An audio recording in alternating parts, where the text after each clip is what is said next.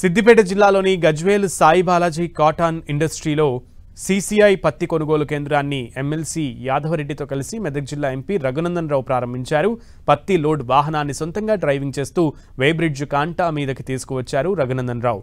మోదీ హయాంలోనే పత్తికి మద్దతు ధర పెరిగిందన్నారు ఎంపీ. మోడీ గారు ప్రధానమంత్రి అయిన ఈ 11 సంవత్సరాలు పూర్తయిన తర్వాత ఈ రోజు పత్తికి అదే క్వింటాల్ ధర, ఆ రోజు 4000 ఉన్నటువంటి పత్తి క్వింటాల్ ధర ఈ రోజు 8110 రూపాయలకు పెరిగింది. కాబట్టి దయించి దళారుల వ్యవస్థల్ని తగ్గించుండ్రి, వచ్చే ప్రతి రూపాయి రైతన్నకు న్యాయం చేయాలని నేను 2 చేతులు జోడించి మా అధికారులందరికీ కూడా విజ్ఞప్తి చేస్తా ఉన్నా. దళారుల పార్టిసిపేషన్ ఎక్కడైతే జరుగుతుందో అక్కడ రైతుకు అన్యాయం జరుగుతుంది.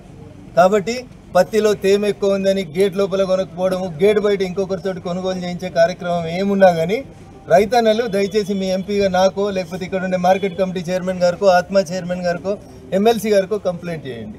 దళారులకి పంటల నమ్మి దయచేసి మోసపోవద్దు.